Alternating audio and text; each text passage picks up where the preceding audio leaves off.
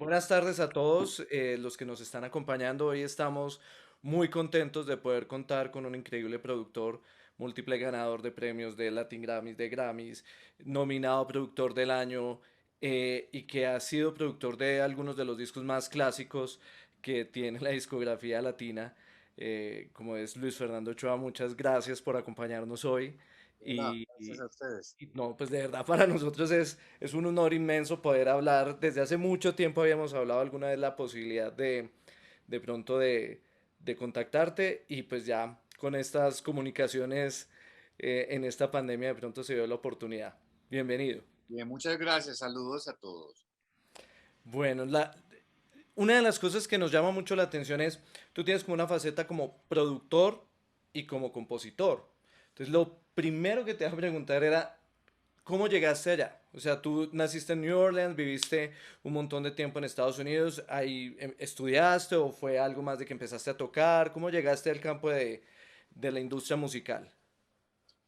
Bueno, pues a ver, cuando era niño siempre tenía una inclinación musical y los padres me trataron de meter en clases como de los que meten a los niños, de piano, de guitarra, de lo uno, y eso te entretiene un tiempo, pero al tiempo, digamos que le coges el gusto a hacer las cosas de otra manera y uno jala hacia lo empírico y quiere hacer las cosas a su forma. Entonces, sí tuve la introducción de niño un poco a las clases, pero no fue algo que perduró, pues. Y ya después de la universidad, una de las cosas que intenté estudiar fue música también en Los Ángeles, pero no duré ni el semestre tampoco, porque no sé, tal vez la velocidad a la que iban o ya, digamos que yo ya había pegado ciertos ladrillos y ya había cogido una dirección musicalmente en lo que quería hacer y sentía que el estudio me estaba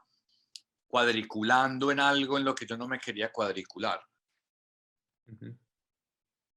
A ver, es una forma de decirlo y de verlo, pues que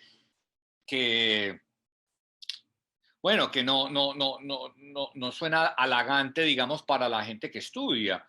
Hay mucho que aprender y mucho que estudiar, pero en ese momento de mi vida sentí la necesidad de salir a hacer las cosas eh, y tenía el afán de hacerlas y la oportunidad y el trabajo y ya, digamos, sí, ya la conexión para trabajar. Entonces decidí que prefería hacer eso que sentarme a estudiarlo.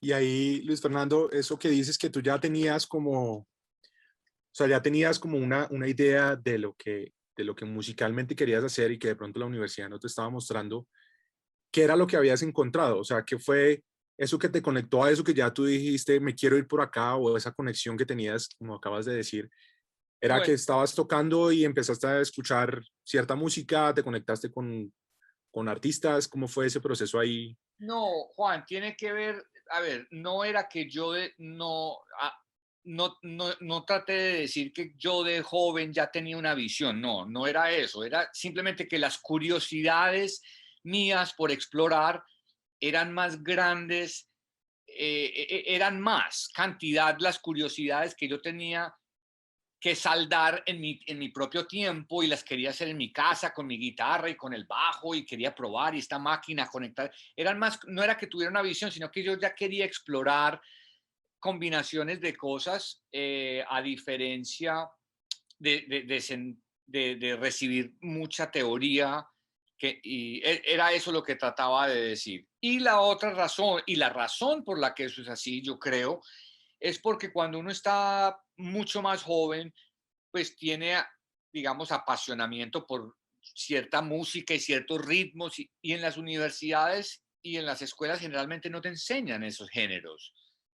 En la época mía, pues era música clásica, prácticamente lo que te querían enseñar. Y la música clásica, aunque está llena de una matemática divina y extensísima, digamos que no es el pan de todos los días cuando tenés 18 años. Entonces, mm, entonces, en ese sentido también, ¿sabes? Yo tenía era un montón de discos de Elvis Presley en la cabeza, que era la música que oían en la casa, folclore norteamericano, pues que no propiamente country, pero sí todos los clásicos de los años 70 y los clásicos 80 populares de radio. Todo eso es lo que los Carpenters, el jazz, que los Sinatra, toda esa música popular de esos años era lo que yo tenía en la cabeza y yo, el inconsciente es tremendo. Cuando tú oyes un montón de música por placer, desprevenidamente, y luego tienes que sentarte frente al instrumento, la memoria depende de un montón de ese inconsciente. Y es allá donde va a buscar las oportunidades armónicas, melódicas, las sacas de esos lugares de tu infancia y es muy interesante. Sí, de acuerdo. A veces uno termina haciendo cosas que le salen es de toda la influencia que tuvo en la casa con la música de los papás. ¿Eh? Mm. Mucho, mucho. Inclusive, mira, hay un ejercicio que yo descubrí por accidente una vez y a veces lo implemento y es increíble lo que pasa cuando engañas la cabeza, lo que sale. Muchas veces prendo el radio y lo pongo a un volumen muy bajo, muy, muy bajo, casi imperceptible, de tal forma que uno como que sospecha que la canción que está sonando es tal, pero no lo puedes verificar porque el volumen está justo en el límite. Y la mente es tremenda. Entonces la mente, como no puede obtener la fotografía completa, la mente involuntariamente la termina llenando. Vos coloreás los vacíos, los llenás con tu propia percepción de lo que crees que estás oyendo. Y es muy increíble porque ahí es donde estás escribiendo. Ahí es cuando estás escribiendo. Eh, no sé si me entendieron el dibujo completo. O sea, es decir, vos crees que estás oyendo, vamos a aterrizar la idea, vos crees que estás oyendo una canción de Sting y no es una canción de Sting, es otra canción que tiene un ritmo muy similar. Pero entonces vos empezás a hacer un matrimonio entre lo que suena, entre lo que medio suena y lo que tu mente cree que es y quiere que sea. Y empezás a obligar y a obligar y a obligar. Y cuando menos pensabas, estás cantando otra canción completamente distinta. No es ni la de Sting, ni la del radio, ni de ninguna. Es un Frankenstein que surge por la necesidad de completar lo que no oís del todo. Chévere. Un poquito esotérico, pero... No, pero bien. Hay una cosa que veo en tu carrera y es que tú llevas como a la par ser productor y ser compositor. No Sí, sé, sí. tú qué sientes cuál es el lado de pronto que te inclinas más, productor, compositor o ambos son como ahí el matrimonio en tus proyectos, porque además en tus producciones tú terminas componiendo un montón de veces lo que estás produciendo. Sí, sí, eso digamos que son como denominaciones políticas que se le terminan adjudicando a los roles y a las funciones. Pero realmente en el mundo de hoy, donde vos escribís con tanta tecnología, eh, yo diría que es corta la diferencia entre producir y escribir, Mm. porque digamos que si vos escribís netamente desde un punto de vista romántico, o sea, en el sentido como autor, que te sentás con lápiz y con papel, pues ya ya estás haciendo, la disciplina la estás enfocando desde otro lado. Pero si vos pasas horas en el estudio, creando sonidos, entre comillas, produciéndolos, buscando la forma de armar los sonidos que encajen y al tiempo se te están sugiriendo melodías y cosas, pues hombre, está todo envuelto como en un momento. Eh, entonces, digamos que es, es un poquito, es resbaloso definir esos roles, es resbaloso en el sentido que, pues hombre, vos estás produciendo desde el momento en que prendes el computador, así sea para hacer un demo, así sea para hacer un boceto, estás produciendo, porque todo contribuye finalmente al edificio que estás haciendo, pero ya en la definición pues trivial de productor, que creo que es por la que estás preguntando, ya es más una función de ordenamiento, es de ordenar el proyecto y sus etapas y el orden en el que deben suceder. Y si lo quieres llevar más lejos, también los presupuestos adjudicados a cada etapa, ya sea arreglos, ya si se necesitan cuerdas, si no está si la parte rítmica de la canción la querés reordenar. Entonces, eso ya son como otras aproximaciones, pero en el caso mío, yo no tuve una especialización, digamos, por un lado como compositor y después posterior, otro lado como productor. No, no, yo creo que simplemente las ganas de escuchar una canción o un producto de alguna forma, esa era la brújula mía y, y, y yo no, digamos, hoy en día, como la mayoría de la gente de ahora, yo creo que a mí me tocó más el concepto moderno de producción y de composición, porque hace 50 o 60 años estaba muy claro que había una gente que escribía la música y que había otra gente que sabía plasmarla en cinta. Y eran dos disciplinas muy diferentes. Entonces, inclusive habían compositores y habían intérpretes, y los compositores hacían las canciones para los intérpretes, y los intérpretes jamás trataban de escribir canciones, ellos tenían otra gracia, ya sea la voz, o el carisma, o el estilo, o la presencia, entonces, pero hoy en día vos ves que todo pasa en el mismo momento. El que la escribe es el que la canta, es el artista y es el productor. Y eso es un producto de la tecnología, que no, se unió todo en un solo sitio, entonces casi que todo se da al mismo tiempo. Y muchas veces el sonido de las máquinas o el sonido de los medios que utilizamos para grabar se incorporan al estilo de la música, de tal forma que la producción es dependiente de la tecnología utilizada. Antes no era así, antes, antes era todo lo contrario. La producción trataba de ser el lente más transparente y más limpio posible, donde el productor lo que hacía era como tratando de tomar una fotografía en su absoluta perfección. El fotógrafo no quería meterse a la foto, el fotógrafo no quería ser parte de la foto. Me hago entender. En cambio, hoy en día ya el fotógrafo es parte del producto final. Ya él saca sus filtros y saca sus lentes y saca su equipo y se incorpora al producto final. La producción termina siendo un clavo muy importante de la canción.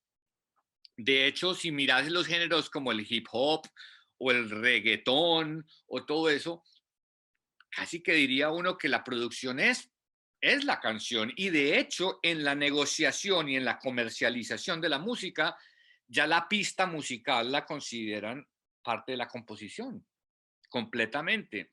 Mientras hace, como te dije, hace 50 años no hubiera sido así la interpretación de esas disciplinas. Por ejemplo, y a eso agreguemos que además tú tocas guitarras, bajos y pianos de un montón de las canciones que has producido. O sea, eso Sí, también te da otra interiorización, digamos, de todo el proceso. sí, sí, sí. Digamos que en los años 60, 50, 60 y 70, todo el mundo estaba con sus disciplinas, un gran director de orquesta, un gran pianista, un tipo que sabía arreglar cuernos. Entonces, si tú te metías con una producción a un estudio, uno subcontrataba a todas esas personas para que escribieran un arreglo. Y digamos que como productor tú lo que hacías era guiar el barco en términos generales. Si no, este arreglo sí es el arreglo que queríamos, no, este no es el tipo de arreglo que queríamos, vamos a cambiar la parte del piano y vos controlabas más o menos cómo armabas el sándwich. Pero hoy en día no se trabaja así porque los presupuestos ni lo permiten en la mayoría de los casos y la tecnología, lo que te digo, está aquí a la mano. Entonces, lo que vemos ahora es una expresión mucho más directa y rápida del artista sin necesitar, digamos, de grandes conocimientos, profundos conocimientos, porque puede crear sonidos de muy alta calidad, así la ejecución no sea la más conservadora y tradicional. Puede ejecutar sonidos rápidos y crear una sensación. Porque lo que ha ganado en la música en los últimos 20 años, lo que terminó triunfando de la música, es que lo que manda es la sensación. Antes había una verdad poética en la música y la música tenía que tener unas estructuras mucho más, ¿cuál es la palabra? Más,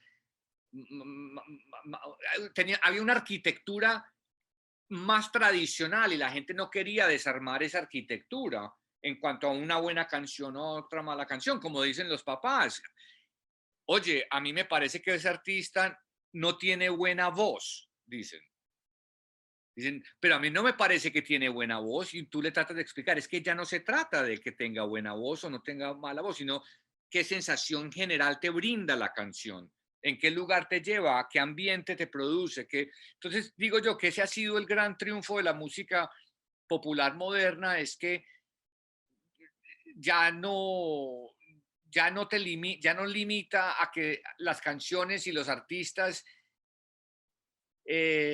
sean simplemente de un nivel escolástico alto, sino que ya es, si sos capaz de representar una sensación contagiosa, eso ya la vuelve popular, ya hace que se pueda escuchar en radio. Imagínate hace 40 años poner un reggaetón en radio, la gente hubiera pensado que eso era una mamba africana. Pues al lado de un compositor, digamos, de boleros o un compositor de música pues tradicional popular. Hubiera sido una cosa muy extraña, uno hubiera dicho, eso no es música, hubiera dicho, eso está mal hecho, eso hubiera tenido un montón de opiniones que hoy ya no puedes tener porque el lenguaje transmutó a lo que es hoy, a que es de sensaciones del momento, del instante. Eh, pero volviendo a la pregunta inicial, eh, yo creo que lo de producción y de composición es algo que simplemente se da de forma natural. Yo nunca empecé a trabajar en esto con la estricta intención de ser ni lo uno ni lo otro. Simplemente tenía la necesidad de hacer música y los conductos que te llevan allá son llamados composición y producción. Ok. Yo, ya yéndome como a ejemplos concretos, hay muchas cosas de la manera como produces y como compones que realmente que generan una emoción, como tú dices, y pues chévere, emocionan. Son canciones que creo yo que tienen estructuras que van creciendo en su complejidad, van creciendo en su emoción, y uno lo puede ver desde, eh, por ejemplo, canciones últimas, por ejemplo, que has hecho como Nada en El Dorado, que esa canción llega y explota en los coros de una manera muy chévere, o desde las canciones que tenías en Pies Descalzos, o por ejemplo en La Tortura. ¿Cómo entonces funciona cómo abordas la composición y la producción, por ejemplo, para esas canciones? Para Inevitable, para Nada, para La Tortura, que siempre son como canciones que uno se acuerda porque termina emocionándose y entregando esa emoción que tú mencionas. Pues Pues hay un balance que hay que tener, digamos, desde el inicio, porque si tú coges un instrumento, una guitarra, un piano, y produces un círculo de armonía, y es una sensación y es algo que te da curiosidad, lo tienes en la cabeza hace rato, le das vueltas a ese círculo armónico porque siempre te ha llamado la atención o te parece interesante, y de repente cuando escribes en colaboración, que en este caso estás hablando por ejemplo, de Shakira, que ella participa en estas composiciones, entonces el fenómeno empieza cuando la persona reacciona a lo que tú le muestras. Entonces se crea una impresión y esa persona tiene una reacción a eso que tú no has calculado que existía. Entonces ya esa parte que la otra persona pone es como una partida de ajedrez. Entonces se empiezan a poner partes, pero yo no hubiera podido poner todas las partes que puse si no estuvieran conectadas a las reacciones del mi compositor. Son únicas las combinaciones. Entonces, hay la importancia de uno trabajar con gente con la que tiene química y tensiones y con la gente que existen dinámicas interesantes, porque las jugadas y la partida va a ser mucho más interesante. Eh, Uno empieza con una canción y susurra algo encima y el otro la varía. De repente hay algo que todo el mundo descubre en un momento que les parece que está sumamente infeccioso y nadie lo quiere soltar y lo seguís cantando y lo seguís cantando y lo seguís cantando y lo querés mejorar y lo querés mejorar y llega un momento en que te das cuenta que ya le estás colgando cosas por colgarle y decís, no, no, pará. No, no, no, no, esto es como lo teníamos hace media hora, es como ahí estaba en su máxima expresión. Ya estábamos tratando de pegarle clavos para poder decir que somos carpinteros, pero déjalo quieto, vamos a hacerle una parte B. Entonces le haces la continuación y te das cuenta que fluye y que de paso le estás bajando energía y que eso está bueno bajarle la energía para poder volver a coger la subida ahora y volver a generar esa cadencia que nos llevó al estribillo. Entonces empezás a manejar un balance de tener tus emociones y poder expresar tus emociones, pero empacarlo en un formato que sea entendible para todo el mundo. Y ese formato ha sido verso, precoro, coro, estribillo, verso 2. Esas estructuras le facilitan a la gente mucho oír la música, porque imagínate si vas para el trabajo a las 8 de la mañana y prendes el radio y te ponen una canción de 19 minutos. No, no, no, no, no. La vida hay que fraccionarla en tiempos y en momentos y en cosas y la música tiene ese valor también del que casi nadie habla y es que es una unidad de tiempo. La canción es una unidad de tiempo muy, muy familiar a todos, pero nunca entendemos que estamos pasando el tiempo en canciones también, cuando oímos música. Tú acabas de tocar una cosa que creo que todos los que nos acompañan han sentido y uno lo ha sentido muchas veces y es cuando decías que le empieza uno como a colgar cosas de más a la canción y la tenía lista hace media hora, pero se demoró 2 días más en cosas que a la final no sirven. Entonces, por ejemplo, ¿cómo son los tiempos, por ejemplo, en tus producciones? O sea, tú tienes como, esto va a salir en tantos días o vamos a trabajar esto en la tarde. ¿Cómo funcionan los tiempos? ¿Qué tanto te puedes demorar haciendo una canción y produciéndola? No, uno comienza con un esqueleto de plan de trabajo, pero hay canciones que no se dejan meter en esas formaletas tradicionales, porque hay canciones que guardan misterios y uno se queda sospechoso siempre de que hay otra oportunidad dentro de la canción y que no ha sido capaz de descubrirla. Entonces muchas veces dicen que uno no termina las canciones, sino que no las abandona. Es lo Sí. que dicen, porque siempre le estás buscando otro pliego, otro pliego, otro pliego, pero con las restricciones del tiempo, de la gente, del tiempo del comercio y del dinero, vos terminás desarrollando métodos para, para sentir que has llegado a algo que es valioso. En el caso mío, algo que yo hago es que cuando descubro cuáles son los 3 momentos esenciales de la canción, yo pienso que una canción tiene 2 o 3 momentos esenciales, básicamente. Y la magia está en cómo entrelazas los momentos para que conduzcan del uno al otro. Unos momentos generalmente lo que tienen es la emoción más alta, lo que es el estribillo, es el clímax, es el punto alto de la canción. Los otros momentos contribuyen otros elementos a la canción, pero yo lo que hago generalmente en el estudio y siempre necesito un par de días con la canción solo o con programadores o ingenieros, donde realmente no tengo mucho cuidado con la canción, sino que me desbordo completamente. O sea, no tengo cuidado ni límite, ni trato de poner brochazos exactos donde van. sino que tengo una aproximación, digamos, un poco torpe con la canción, o sea, donde no permito que el intelecto se interfiera, sino que hago las cosas que me nacen hacerlas, así estén mal hechas y todo, y le pego y le cuelgo y le sigo pegando y la subo y la reviento y la inflo más y le pongo lo uno y le hago un montón hasta que me empiezo a cansar. Y cuando ya me canso, me distancio de la canción y empiezo a quitarle cosas, a ver cuáles se volvieron esenciales y cuáles son adornos innecesarios. Por ahí llegas y le quitas una pata y te das cuenta que la canción se dobla y decís, esa pata no la podía tocar. Ya se convirtió en parte importante de la canción, ¿ves?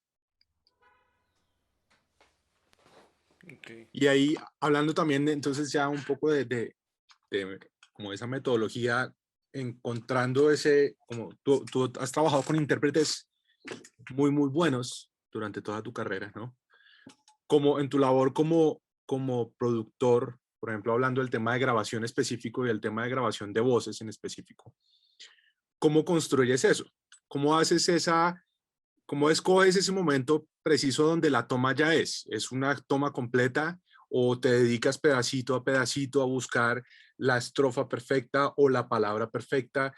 ¿Cómo lo construyes? ¿Tienes una metodología en específico o va cambiando intérpretes? ¿Cómo te gusta llegar a ese punto donde ya dices, esto es, digamos, la interpretación que va a sostener Cambia todo eso? de artista a artista, cambia. Es muy buena pregunta esa. Cambia de artista a artista, cambia, porque como productor, una de las cosas que uno tiene que controlar en una sesión, o controlar no, pero sí comprender, es la dinámica que hay entre la sesión, el artista y la música y todo. Hay un balance y no siempre es el mismo, siempre es diferente la forma en que todo el mundo se relaciona con las cosas y vos tenés de alguna forma que orquestar eso de una manera amable para todo el mundo. Entonces, no todas las sesiones se pueden manejar, digamos, al pie de un plan, pero en general yo considero la producción de las voces casi que una producción paralela a la producción de la canción, porque, porque las voces y las melodías y la interacción pues, de la voz humana ya cantada en la canción es generalmente o ha sido tradicionalmente lo que a la gente más le impacta y lo que la gente más quiere oír, y ahí está la letra. Entonces, digamos que es una etapa muy importante de una canción. De hecho, hay gente que dice que el 90% de una canción es lo que oye y lo que recuerda es la voz. Entonces, la producción de las voces es una producción paralela que yo hago generalmente al tener por ahí el 85% de la pista, 90% de la pista terminada, hacemos la sesión de las voces, trato de descubrir el cantante o el intérprete o el artista, como qué relación tiene con la canción, y con base en eso construyo unas sesiones de voz donde yo sospecho que este tipo de microfonería con este tipo de válvula va a ser el sonido apropiado para el género, y trato de no meterle mucho el proceso técnico al artista, porque eso le distrae y le crea ruido. El artista está en otras sensaciones y uno tiene que aprender cuáles son y respetárselas y no arrastrarlos a ellos, al mundo de uno. El trabajo de uno es al contrario, es hacer la sensación, el proceso lo más invisible posible. No es de intrometerle todo el conocimiento y ocuparle la cabeza a los músicos y a los artistas con un montón de botones y de sonidos. La idea es hacerlo transparente para que la expresividad de ellos obtenga la menor cantidad de contratiempos para que fluya. Entonces, ¿qué hago? Generalmente los artistas, los, los nuevos, generalmente se intimidan mucho con el proceso de hacer una producción vocal y de empezar a grabar. Se intimidan, que eso no es bueno.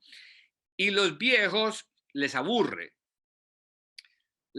las horas en los estudios y cantar de la misma canción 5 veces, no les gusta. Entonces, yo lo que hago generalmente es que pongo un micrófono, lo abro, pongo la canción de arriba abajo y le voy hablando al artista, le digo que hagamos un par de pruebas de calentamiento, que las capturo porque generalmente son los momentos de más relajación del artista y a veces salen de ahí cosas interesantes.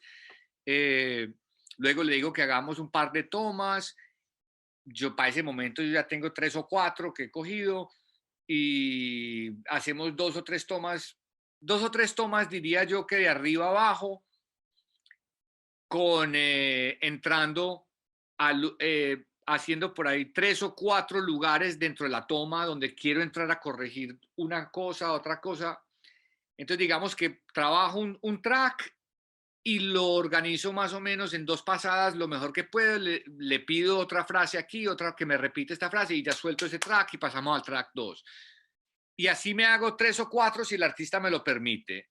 Y ya me quedo con eso y luego ya con tiempo empiezo a hacer el compuesto de los 4 canales, tomando lo mejor de acá y lo mejor de acá, pero yo soy bastante liberal con eso. Yo no trato de construir un track perfecto, robótico. Yo dejo que la canción, que el canto tenga cierta soltura y cierta accidentalidad. Me gusta eso. Y casi siempre esa energía termina estando en las tomas iniciales.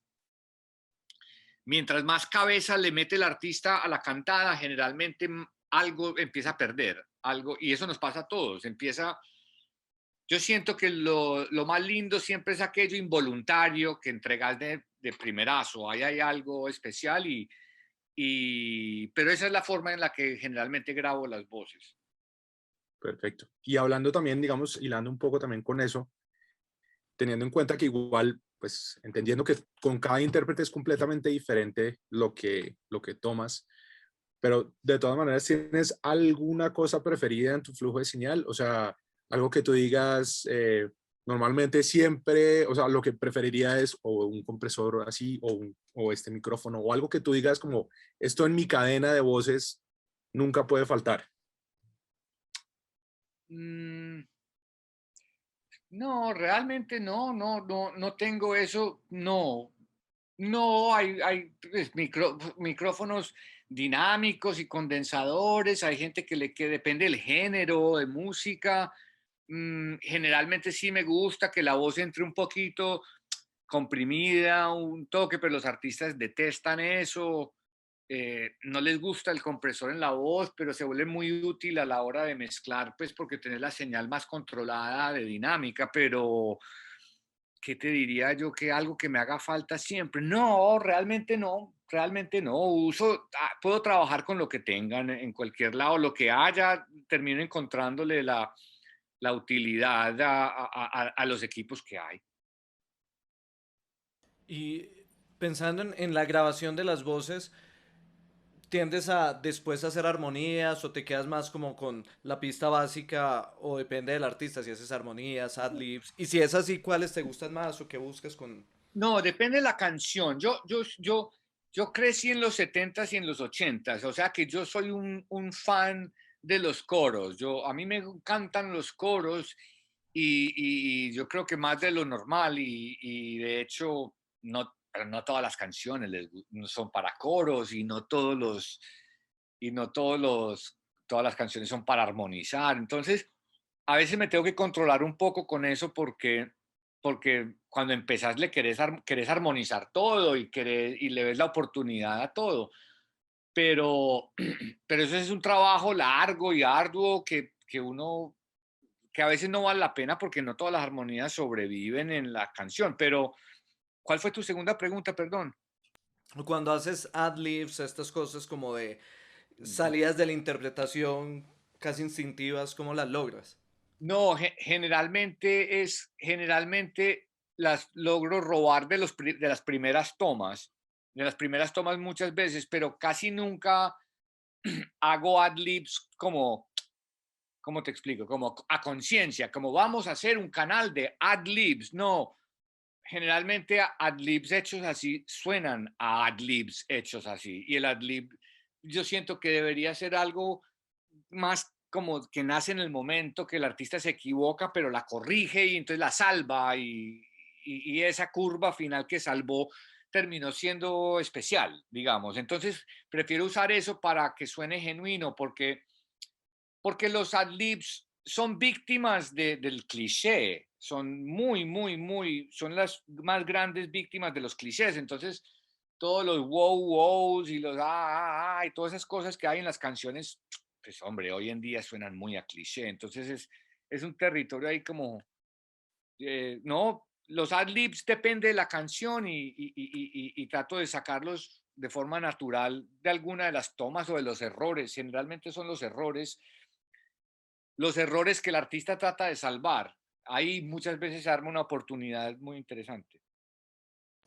Y, por ejemplo, cuando tú trabajas con cantantes, con varios cantantes en una producción, por ejemplo, como La Tortura o, por ejemplo, como La Bicicleta, ¿cómo es esa interacción? Porque a veces uno, al trabajar con varios cantantes y varias gente como involucrada en la producción, ¿hasta qué punto se reparten de pronto funciones o están todos trabajando en conjunto o a veces te mandan una pista y tú terminas de organizarla frente a lo que está? ¿Cómo fue, por ejemplo, en esas dos canciones específicamente ese proceso? Pues en el caso mío es más como lo segundo que dices. Yo no concibo, no, pues no me imagino lo que sería estar en un estudio con 3 productores y 4 artistas. Ese día tal vez yo no voy a trabajar, pero, pero, pero no, es más como rotándose, van rotando una información y una pista y entonces cuando vas a cantar con el segundo artista te das cuenta que la canción le queda alta,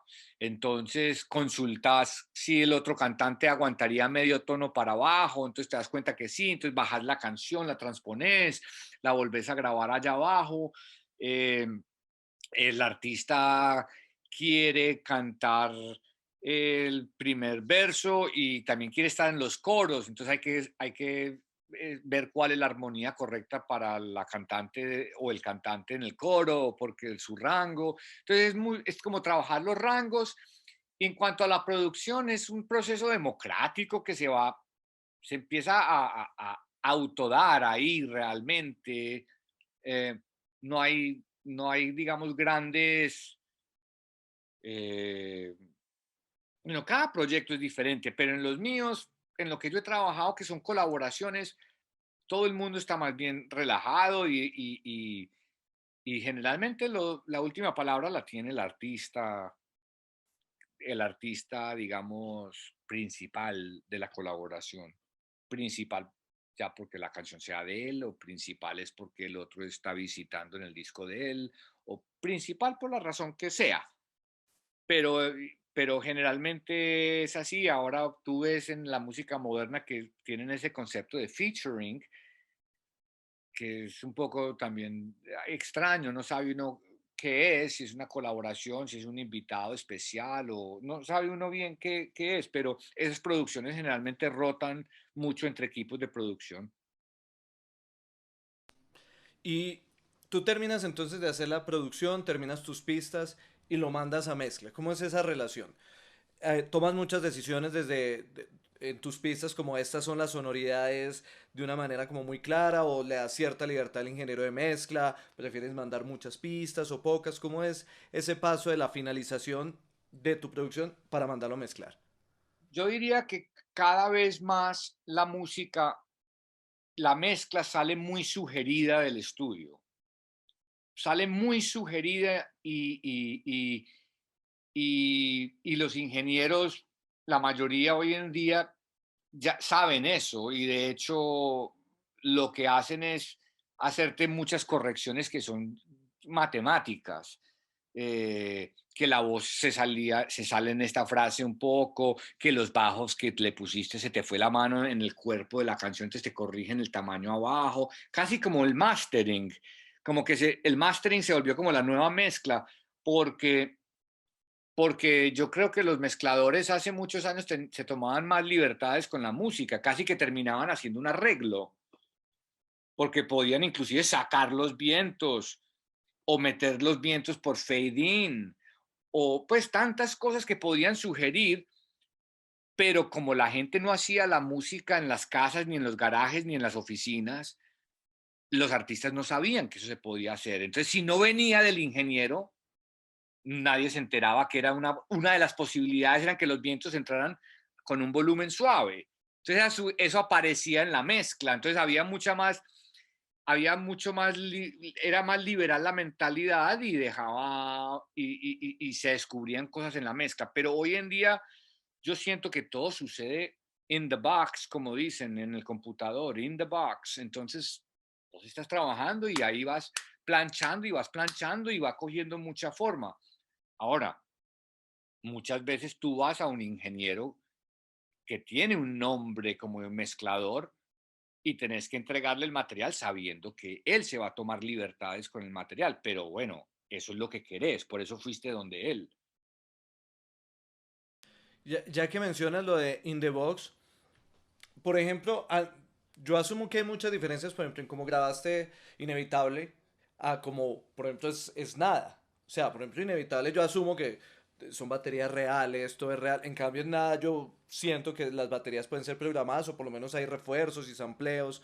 Sí. ¿Cómo ves ahora eso? ¿Trabajas mucho más ahora con sampleos que con grabaciones reales de ciertos Pues instrumentos? sí, pues sí, pues sí, fíjate que sí, porque grabar una batería acústica es un proceso muy interesante, pero es un proceso, digamos, un poco eh, demorado y lento.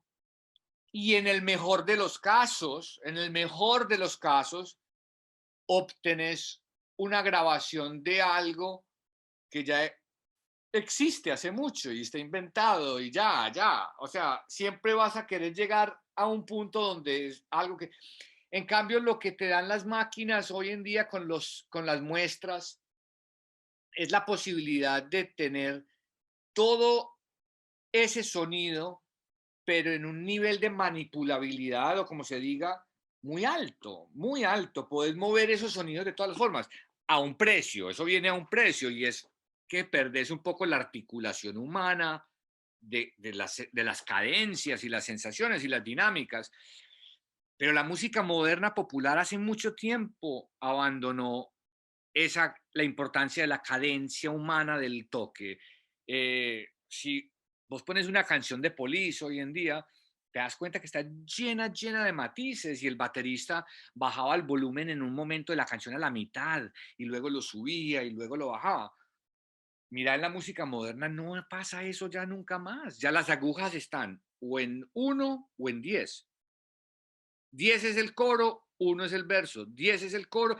Entonces, estamos viviendo eso. Entonces, grabar las baterías, yo uso mucho sampleo. En Inevitable grabamos todo acústico porque todavía se podía relativamente fácil hacer eso y, y era, bueno, también era el momento era ese. En nada, vos querías grabar una batería para grabar las baterías de nada y que suenen igual a como suenan en nada, pero que sea acústico.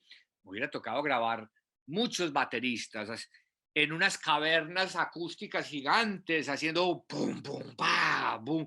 Y nada, no tiene sentido. Si ya está la fotografía y existe, pues mejor es manipularla.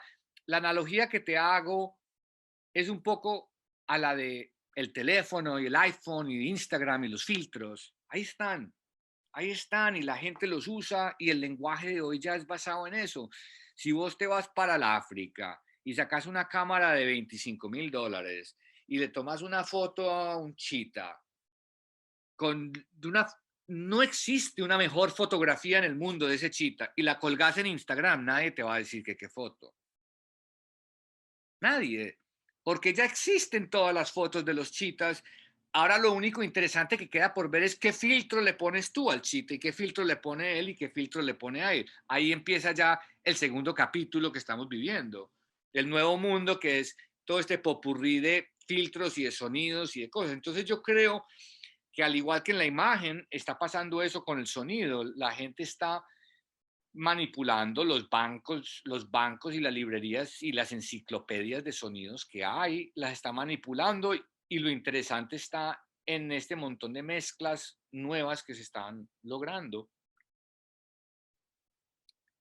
Inclusive, si puedo decir una cosa más, el hi-fi, que era la gran meca de los años 70, en los años 70 la gran meca era llegar al hi-fi, a la alta fidelidad.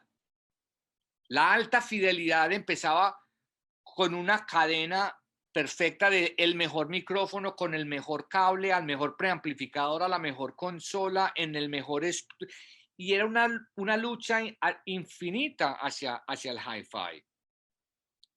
Y ya nos cansamos tanto de oír hi-fi que ya no significa nada. Es como si todos los monitores visuales de tu casa fueran de 8K, 12K. Llega un momento en que ya eso no significa nada. Porque el hiperrealismo es tanto que no hay nada.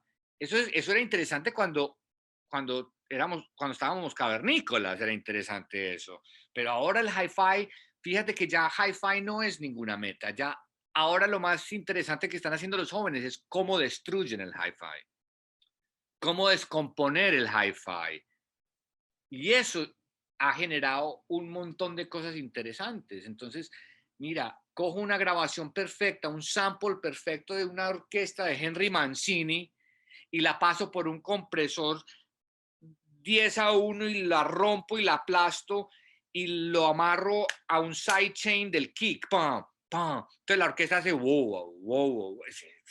¿Quién se le hubiera ocurrido hacer eso hace 50 años? Ahora, ¿qué valor tiene? Tiene el valor que la sociedad le dé. No es correcto ni incorrecto, que es una de las percepciones que los conservadores y los tradicionalistas quieren decir, eso no se graba así, eso no se hace así. Y en eso no hay primera palabra ni última. Son convenios del momento sociales de cómo suena y qué queremos oír y dónde está la sonoridad del momento actual. Y eso es lo que está ocurriendo. Entonces los puristas son los que se están quedando sin trabajo. Yo me voy a volver un poquitico Sí, por todo lo que dijiste cuando hablaste de buscar como que con las posibilidades sonoras, pues uno encuentra muchos sonidos, pero también desde el arreglo, o por lo menos lo siento en varias de las canciones en las que has trabajado. Por ejemplo, La Tortura es un arreglo que creo que es muy complejo, cuando uno lo escucha tiene un montón de elementos que funcionan muy bien, es en verdad urbano, como que va más allá, o inclusive cosas como La Bicicleta que también están desde el urbano, pero tienen cosas que son interesantes que uno no escucha necesariamente en el género y que hacen llamar más la atención. Creo que la pregunta va al lado va a dos preguntas escondidas. La primera es, por ejemplo, en esas canciones o por ejemplo en Cara Luna, ¿pensaste mucho en los arreglos o simplemente es algo que iban fluyendo también del aporte de los artistas o fuiste como, no, vamos a darle más riqueza a este arreglo? Y lo segundo es, si tú crees que el arreglo hace parte también de esa búsqueda de sonoridades particulares, tener arreglos particulares. mira, la primera pregunta es muy interesante porque yo pienso que viene sugeridos en la canción. Es que uno extrae la producción que la canción merece o los arreglos. ¿Estábamos hablando de producción o de arreglos? De todo, de arreglos, desde No, los arreglos, pero en cómo terminan no, reflejándose en la producción vos no- particular. yo pienso que vos no podés preconcebir eso, no podés preconcebirlo, porque eso viene de la misma canción. Yo siento que la canción lo sugiere, porque es decir, uno escucha una canción en una guitarra que te la canta alguien y tú la escuchas y hay momentos memorables de lo que estás escuchando. Y yo creo que uno como productor lo que hace es investigar por qué esos momentos son significativos para vos. Entonces ahí lo que haces es expandir sobre esas observaciones que haces y el arreglo viene sugerido es en querer acentuar esas observaciones que tuviste sobre la canción. Entonces, toda la información sale de la canción realmente. Vos sos intérprete de lo que estás oyendo. Vos estás catapultando o magnificando momentos que existen dentro de la canción, pero quizá no están tan explícitos, si eso me lo puedes entender. Y si vamos a considerar en esta conversación la producción como una disciplina absoluta, tendría que decirte que creo que eso que acabamos de hablar termina siendo lo más importante y la verdadera función de un productor. Si alguien se va a tomar el papel de ser un productor, creo que el productor quizá es la persona que más respeto tiene por la canción como pieza individual y fundamental que existe en su propio medio, ¿me explico? Entonces, si eres capaz de ver la canción de esa manera, tú ya te aproximas con delicadeza a la canción y encuentras qué hay en esa canción que te produce algo y lo que quieres es magnificarlo sin cambiarle la naturaleza a la canción. Que ese ha sido uno de los errores, pienso yo, de la velocidad de ahora con la producción y la cosa. Los productores han querido ser tan protagonistas como los artistas y entonces quieren inyectarle un montón de cosas a la canción y yo no creo que la producción en su sentido purista es esa. Yo creo que en el sentido purista la producción es comprender una canción y los potenciales que hay dentro de ella emotivos para saber dónde hacerle fuerza y crecerla en su dinámica o en su volumen o en su tensión o en lo que escojas, en las herramientas que manejes. Y eso es lo que eso es lo que debería hacer un productor, creo yo, porque si los sonidos y las herramientas del productor van a terminar reemplazando la canción, que nos hemos visto varias veces a punto de, entonces ya, no sé, cambia la naturaleza un poco del ecosistema musical. ¿Sí? Chévere. Sí, sí, Sí, sí, sí. Sí, no, clarísimo. Em, Quería preguntarte, de pronto en estos momentos de pandemia, como hablábamos antes de empezar la transmisión, ¿qué has sentido que ha cambiado? O sea, ¿cómo ha cambiado tu trabajo? ¿Recibes muchas cosas grabadas X o Y? ¿O te comunicas con los músicos a partir de alguna plataforma? ¿O qué ha pasado con la pandemia? No, pues la pandemia nos ha obligado como a estar más con nosotros mismos, pues de formas que a veces no nos permitíamos. Y sí, se creó todo un tráfico de archivos de MP3 y de WAVs, pues de todo el mundo enviándose músicas y canciones para complementar.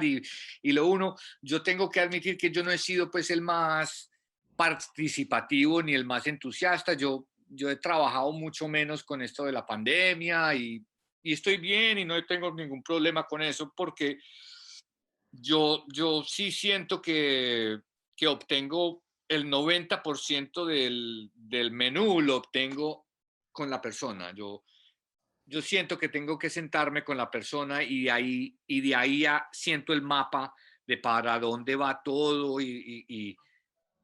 porque hay una valoración de qué es importante para la otra persona y todo esto que llaman el lenguaje pues del cuerpo y las cosas. Entonces todo eso es muy importante en una sesión de gente, de un grupo de gente y prefiero eso, pero siento que la gente ha respondido, no se ha limitado por esto, mucha gente grabando, mandándose información, componiendo por Skype, y eficientemente y lo hacen. Y mucha música hay en este momento en el radio que fue hecha toda por Skype.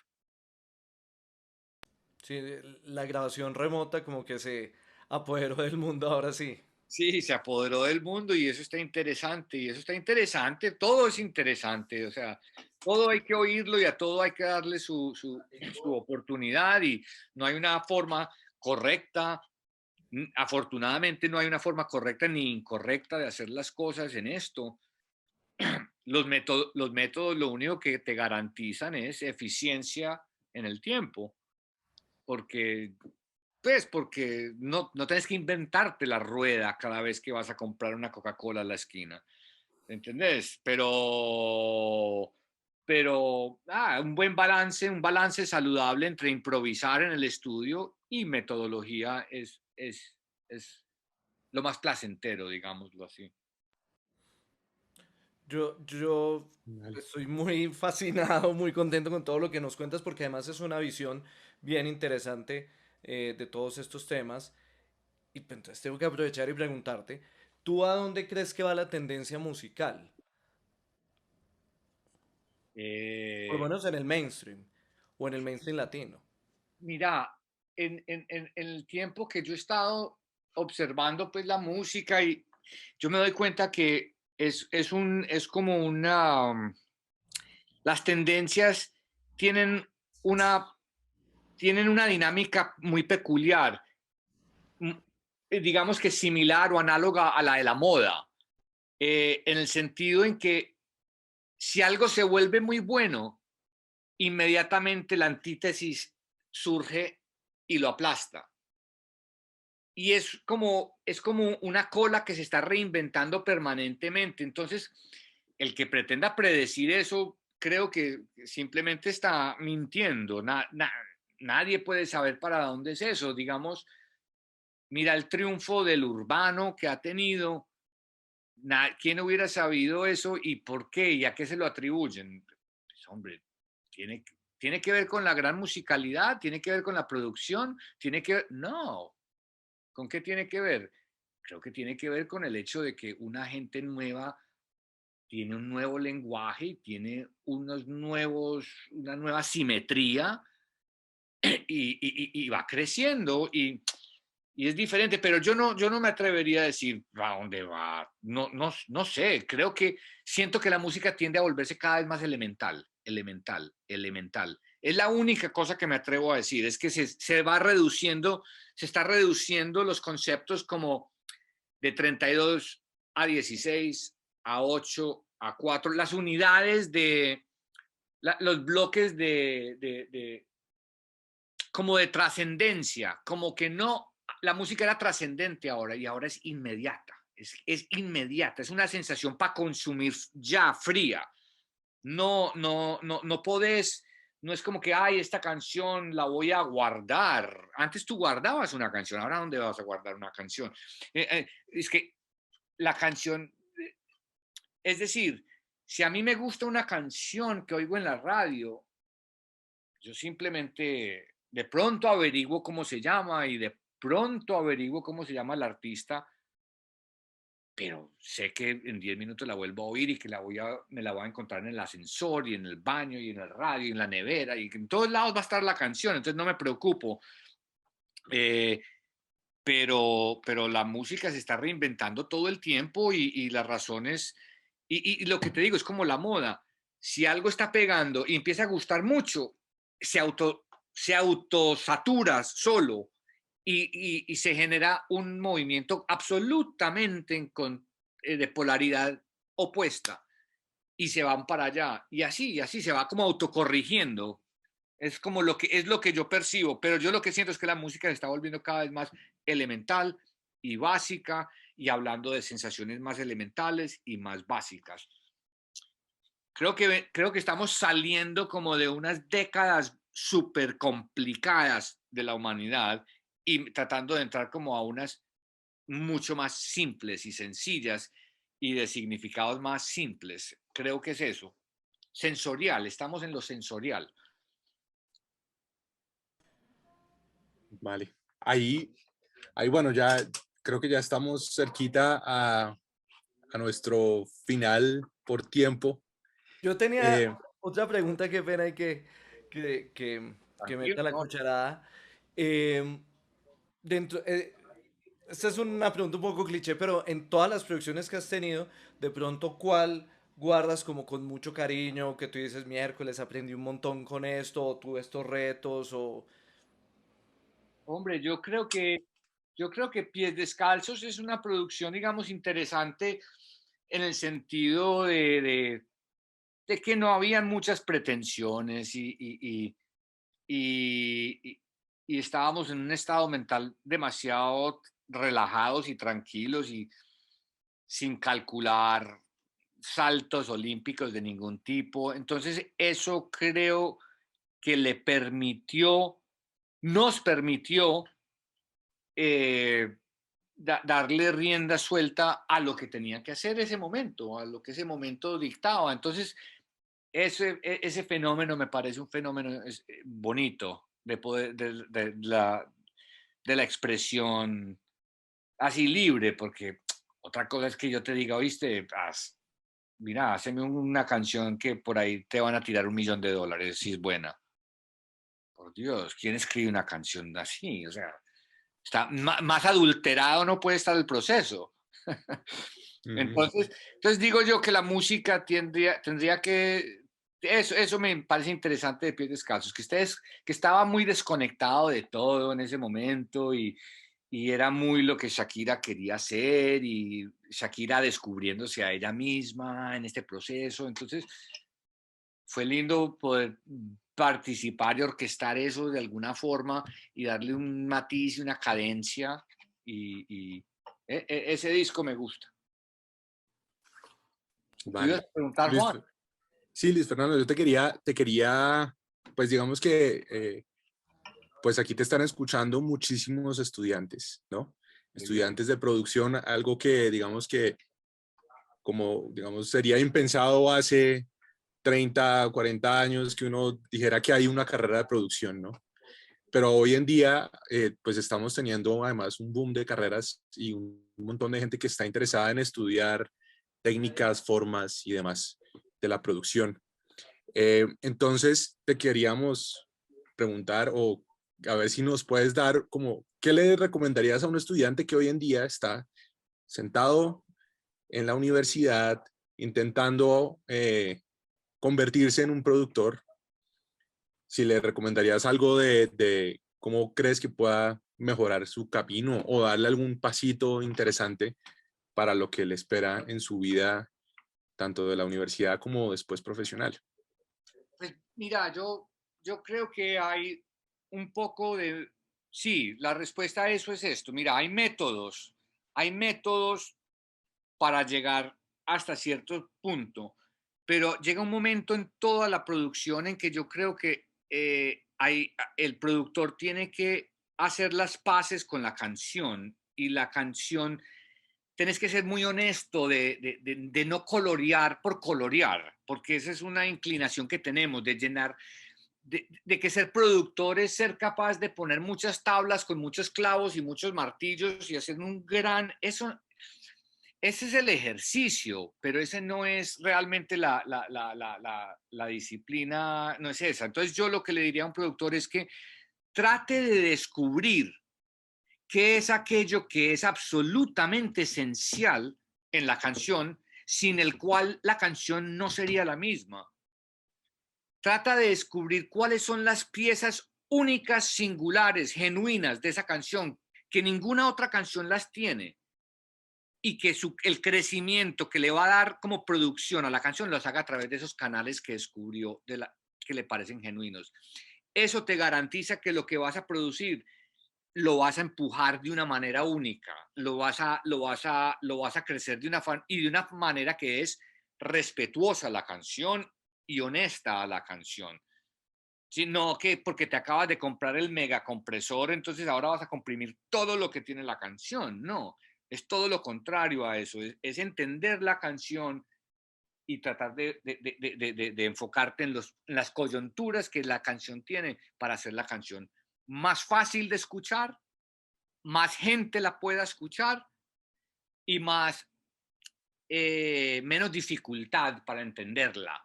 Eso es lo que vos tratas de agilizar como productor, que la canción sea un vehículo rápido para que sea la puedan oír niños, abuelos, todo el mundo la pueda oír y obtener una lectura rápida y sencilla de la canción. Eso es lo interesante.